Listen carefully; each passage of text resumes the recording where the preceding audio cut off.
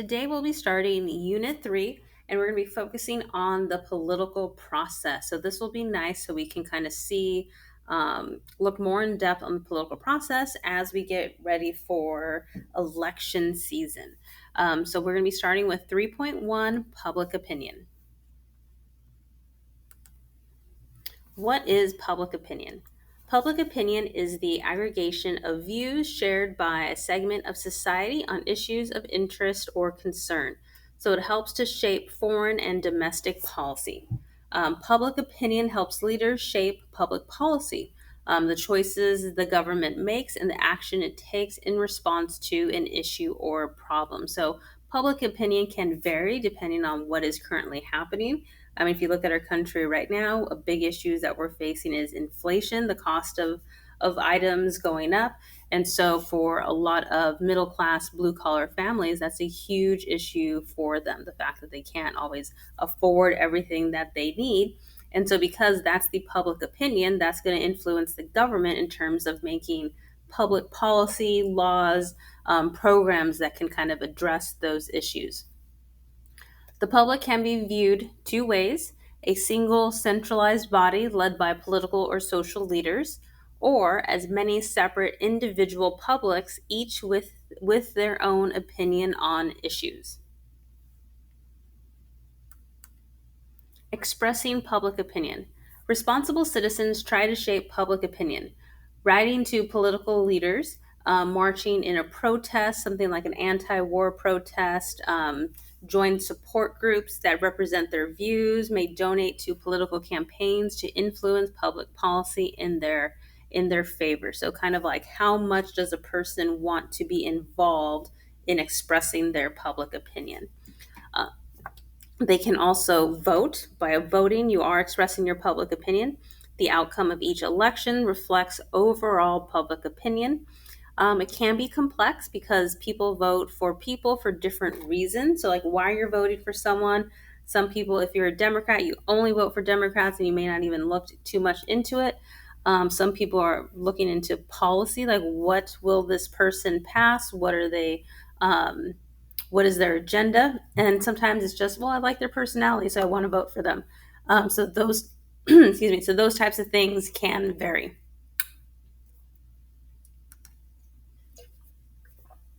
Forming public opinion. Political socialization. People's opinions are influenced by family, friends, school, work, age, gender, race, religion. And so people, younger people may have different political views than, like, let's say, your parents or your grandparents because of what you are exposed to and how you feel about different issues. Because they grew up in a different time period, their opinions are different than yours. It also could be characterized by the way that people grow up, how big of an influence things like religion can play on people's views and values. Family generally has the most direct influence. People grew up hearing the opinions of their family, so you tend to kind of take on those opinions because that's what you are more used to, more common. So if you grow up in a family full of Democrats, you tend to all be that way when you grow up, have similar views. But that's not necessarily the case. Sometimes people want to be completely opposite of what their family does. School and work, so that formally learn about government and citizenship. Early life experiences shape personal opinion. So the more schooling you have, the type of work that you do can also help to kind of impact your public opinion. Other factors: age can play a role on feelings towards something like Social Security, where it's closer to you actually having to use it. Religion may play a role in your feelings about abortion or marriage, and what you feel, how you feel like your church would accept those ideas. The media. So mass media is a means of communication that provides information to a large audience. And so we're looking at magazines, TV news, the internet, social media. The media monitors, shapes, and determines the public agenda. It drives the attention of the public. And the media is not supposed to take sides, but rather focus on attention of important issues. So they should report the facts. And we'll talk about this more in the next slide. But what we see now with a lot of news media is that they interject their opinion on the issues and political leaders. And so you don't always get just like what happened and then allowing you to then formulate your own opinions because you're being told opinions.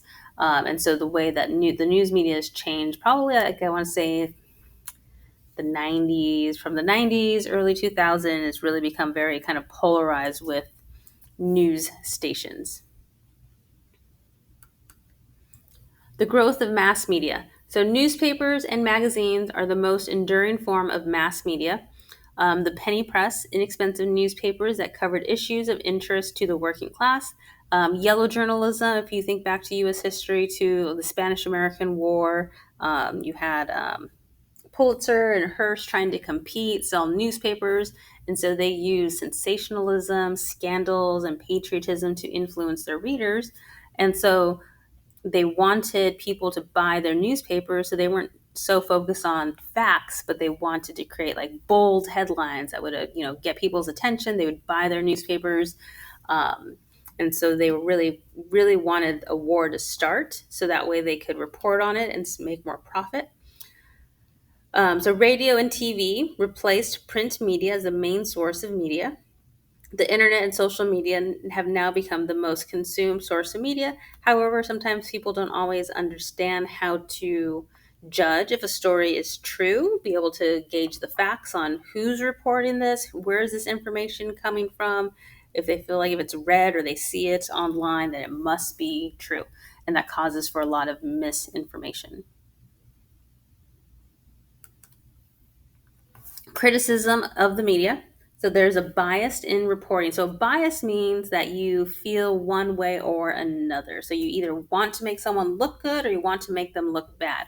Where the media should just report, here's what the person did, here's what happened as a result of it, and not necessarily interjecting their bias. But we see that with Fox News, MSNBC, CNN, all of these major news networks have a bias, and it's very clearly evident in their reporting. So there can be bias in story selection, in which stories they choose to spend more time on or to maybe not report on. So a media outlet may focus on one issue and ignore or downplay others. Defenders say this is due to time constraints. Factual inaccuracy. Critics say non-traditional news sources may be careless and have inaccuracy. Internet fact checking is not always accurate. And then also media consolidation. About 24 companies own most U.S. media outlets. So it destroys independent sources of information when kind of just a few people are controlling what is being seen and heard.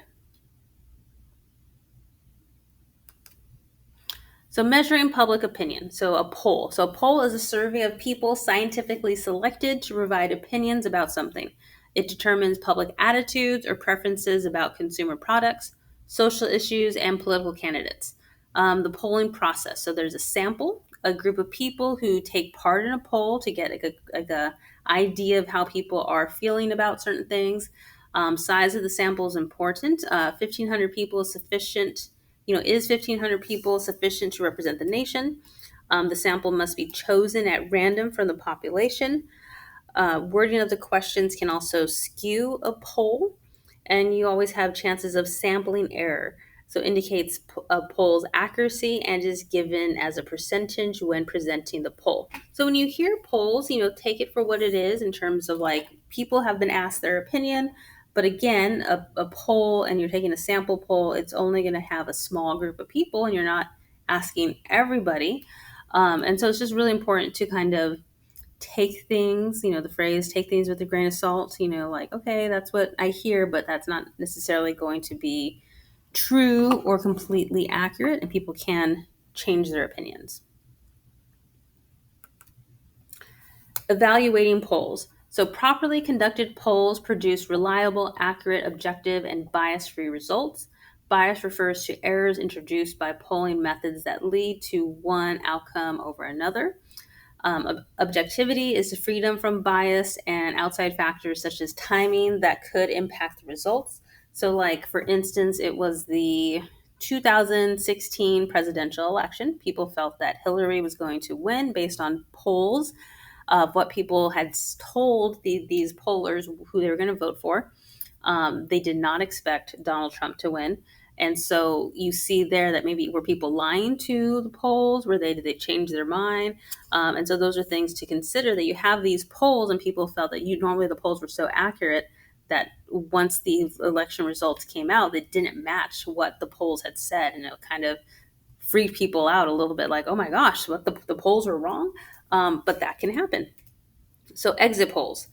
Surveys a randomly selected fraction of voters after they have voted. It tells the pollsters how people voted before the official count, so you can gauge how the election is going to turn out. Can be used to predict a winner. Could discourage people from voting because they feel the race is over. So exit polls are usually not announced until after the voting is over.